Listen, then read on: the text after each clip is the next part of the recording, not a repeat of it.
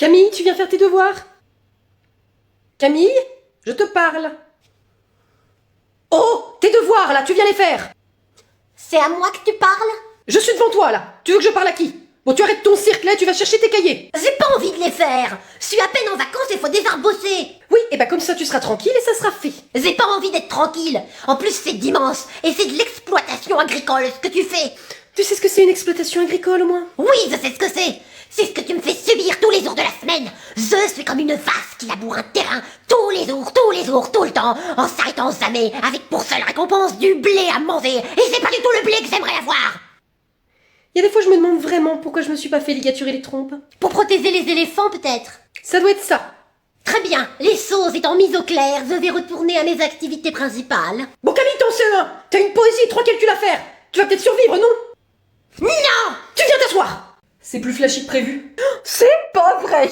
Bonjour M. Pokora. Mais pourquoi? Pourquoi t'as fait ça? C'est Anthony qui trouvait ça drôle. Mais tu l'écoutes. Mais c'est un dégénéré, c'est pas possible. Je suis là. Ah!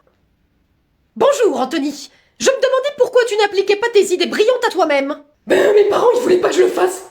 Pardon? Ouais, je trouve ça trop cool de le laisser faire ça. C'est vrai qu'on est cool. La ferme Bruno. On n'avait jamais dit qu'on était cool pour ça. On avait dit ok pour du châtain clair. Anthony trouvait que ça changeait pas trop. C'est vrai que c'est plutôt drôle. Bon, allez vas-y, retourne-toi pour voir là. Bon, bah c'est vrai que ça change, hein, mais bon, au pire ça partira avec un lavage. Ah bah non, c'est une teinture, il y en a pour un mois, ils ont décoloré ses cheveux. Pardon? Eh ben elles vont être sympas les photos d'identité la semaine prochaine. Antonin, c'est bon alors, on y va quand? J'attends juste qu'il m'envoie l'endroit où on doit les rejoindre. Ok. Wow, mais j'ai trop hâte, et je suis trop chaud, pas toi. Si, on va trop se marrer. Mais qu'est-ce qu'il fait? Pourquoi il fait ça? On va juste faire un escape game, pas un parcours du combattant.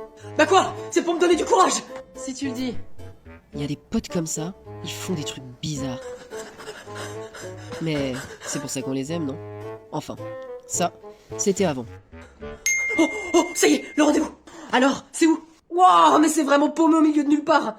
Va falloir qu'on prenne le bus, et après faudra marcher un petit peu. Ok, bah let's go my friend. Oh, bah décidément ça n'arrête pas de sonner aujourd'hui. J'arrive.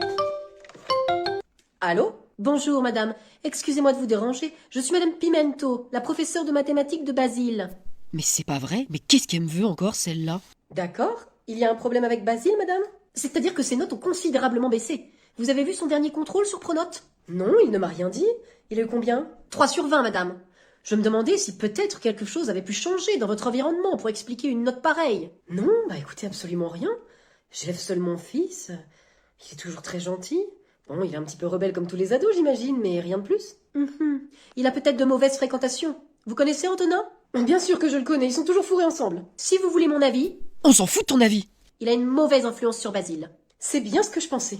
Bah écoutez, en tout cas, merci de m'avoir prévenu, je vais régler ça avec Basile. Au revoir, madame. Pimento. Comme du piment, mais avec un O. D'accord. Comme si vous mangiez un piment, ça pique, alors vous faites Oh! J'ai compris. Au revoir. Il y a vraiment des frappes à dingue partout.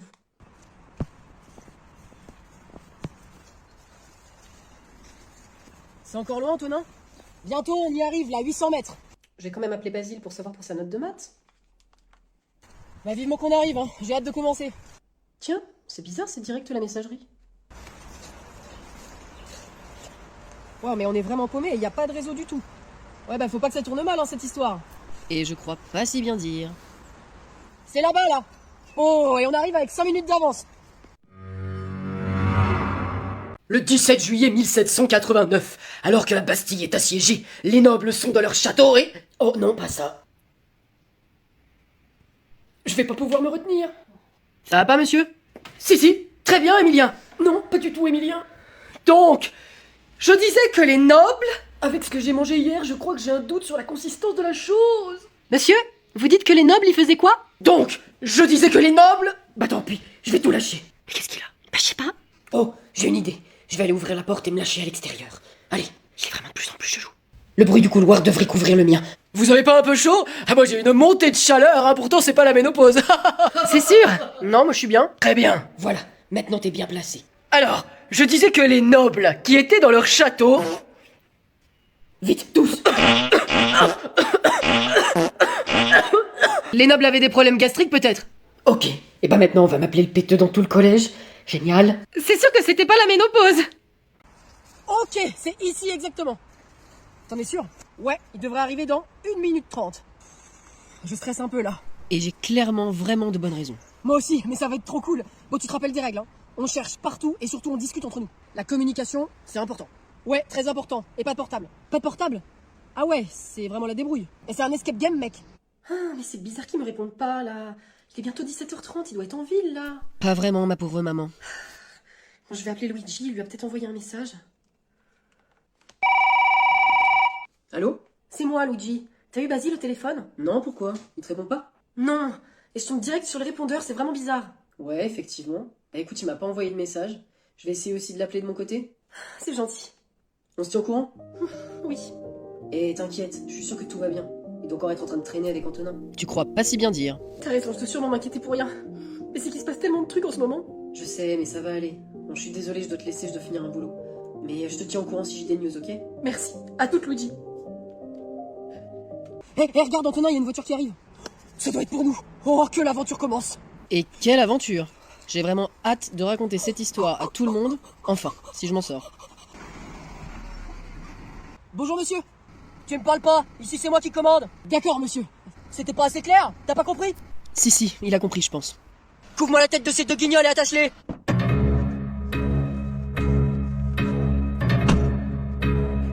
Waouh, c'est réaliste. Vous avez vraiment des têtes de méchants. La ferme, guignol numéro 2. Tiens, prends ça, toi. Waouh, on est vraiment dans l'ambiance là. Et toi, je vais te mettre un bonnet. Oh. Ouh, ah oui, d'accord, ok, en fait, on est tout attaché quoi. Waouh, c'est hyper flippant. Et Antonin, t'es attaché aussi? Ouais, il m'a bien attaché, je peux plus bouger du tout. Vous avez cru que je vais pas faire de nœuds? C'est pas mes premiers. Ah oui. Bon, là, je rigolais encore. Mais dans 5 secondes, ça a pu me faire rire. Je fais quoi, patron, maintenant?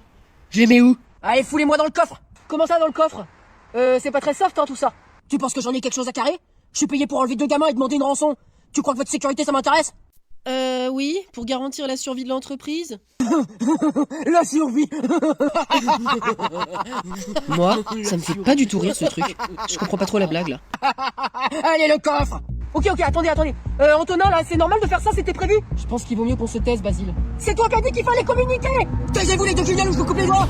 Allez, embarque-moi ça dans le coffre et prépare la lettre de rançon pour la famille. Non, attendez, il y a une erreur. Je sens qu'on va nous payer cher pour ces 2 petites têtes d'ange. Bon, clairement, si avant ça puait pas, maintenant, ça pue grave. Antonin, mais pourquoi je te suis toujours dans tes idées pourries? Pourquoi?